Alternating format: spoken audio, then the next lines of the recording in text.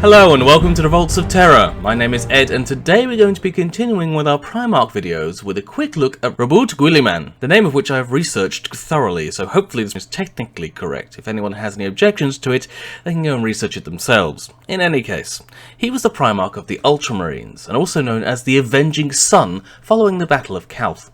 He was thought as unique among his brothers, as whilst the others focused on individual achievement and refinement as soldiers, Guilliman always focused on the building of civilizations as a whole, maintaining one of the largest legions and tracts of self-governed space in the Imperium during the Heresy, and helping maintain order after the Heresy ended, penning the Codex Astartes and even the structure for the Imperial military for millennia to come. Now, in his youth, he was flung from the Emperor's labs by the powers of chaos, the young Primarch's capsule landing on the world of Macragge. Found by nobles on a hunting expedition, they discovered the young boy surrounded by a glowing aura. He was taken back to Connor, one of the two consuls who governed the world, where he took the infant as his son and named him Roboute, although other accounts exist saying it was Connor himself who discovered the boy after receiving a vision from the Emperor. The Primarch was raised by this statesman and his seneschal, named Yount. The boy grew quickly in both mind and body. By age 10 he knew everything that could be taught on Macragge, and his own insight often surpassed those of his elders, much to their own amazement. His prowess was such that he was given command of a force to pacify the Illyrium region, where the wild peoples were terrorising the populace. His victories over the wildmen were so impressive that they never again threatened that part of Macragge. However, the young Primarch, although earning victory and respect, returned to his homeland to find it marred by chaotic conflict, as his father's co-consul, Gallen, had rebelled against Connor. Gallen had led a group who had grown fat and powerful on the backs of slavery, whilst Connor's legislation favoured the common peoples, and they adored him for it. On his return, finding this chaos engulfing his home city, Guilliman ordered his troops to restore order in the chaotic place, whilst he rushed to the consul house and his father.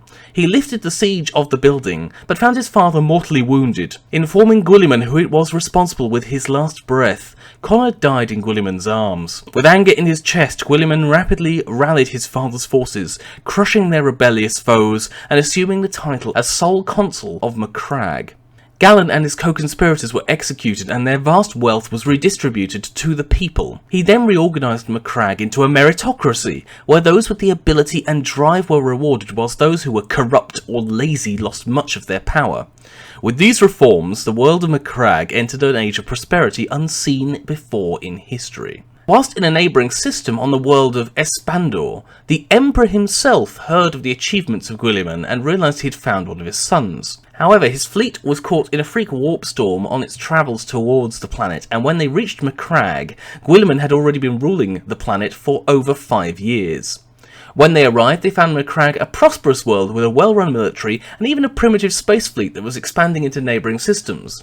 Impressed, the Emperor assigned command of the Ultramarines Legion to Guilliman. From what we can tell, there was no signs of contest from the Primarch, obviously recognising the superior military might and skill of the Emperor very early on. During the Great Crusade, with the exception of the Lunar Wolves, no legion conquered as many worlds as quickly as the Ultramarines.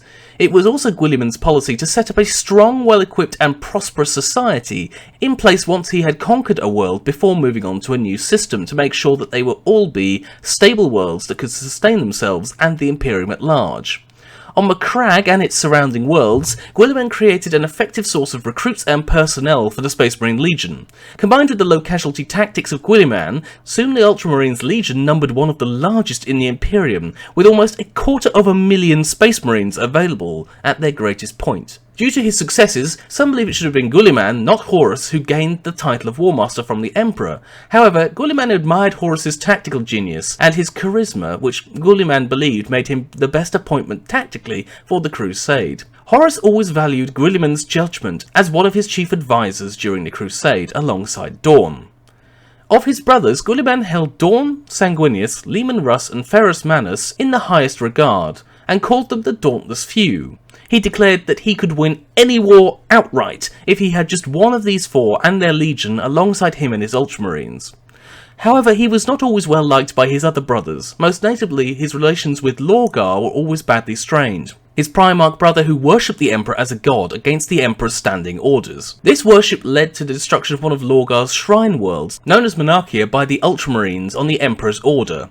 This destruction shamed the Word-Bearers and their Primarch, secretly setting Lorgar on the path to chaos. And privately, Guilliman also objected to being used as a brutal tool of destruction and humiliation that drove a wedge between his legion and his brothers. However, he carried out his orders to the letter, and Monarchia burned to teach Lorgar a lesson.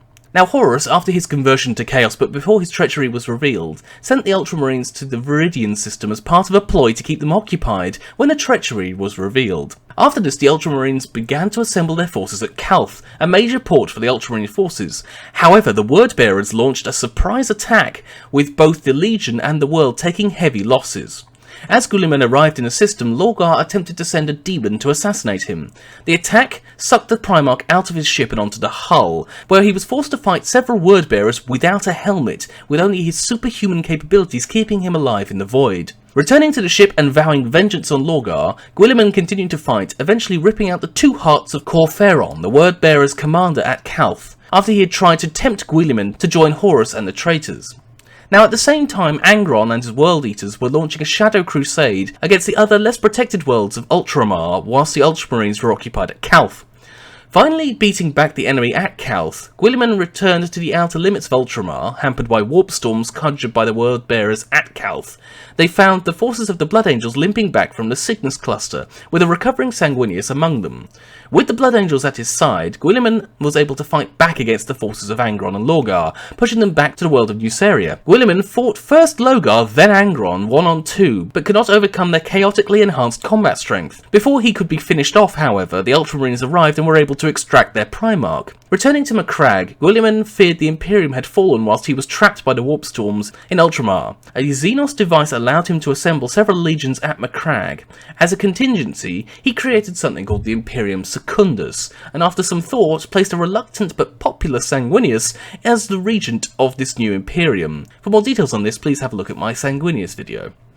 After an indeterminate period, the Ultramarines were finally freed from their duties protecting Ultramar and headed towards Terra, which had now been under siege for some time. Their arrival at the world would have broken the siege, so many theorised that their approach pushed Horus into rash action, which eventually led to his demise.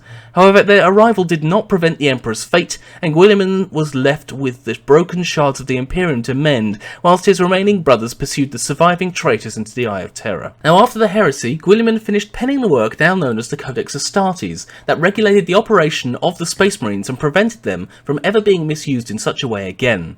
Some of the surviving Primarchs resisted the change to the Emperor's original designs for the legions, but were eventually swayed by Guilliman's reasoning, that his new structure would prevent conflict on the scale of the Horus Heresy from ever engulfing the Imperium again. Guilliman also took part in suppressing traitors after the conflict, and led an assault on the Alpha Legion himself that led to Eltharius' death.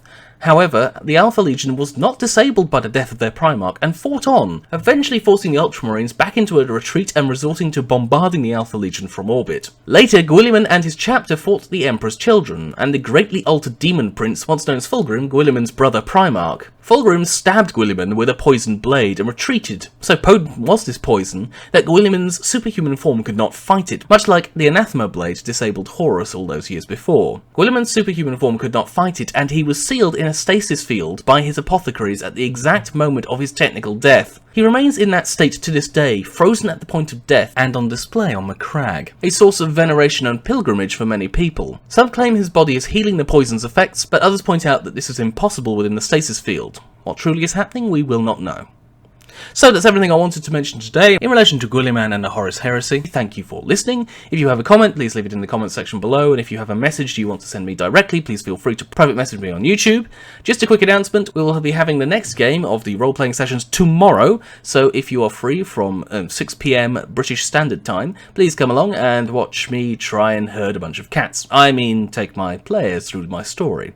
So, I hope you've enjoyed the video today. See you next time on the Vaults of Terra.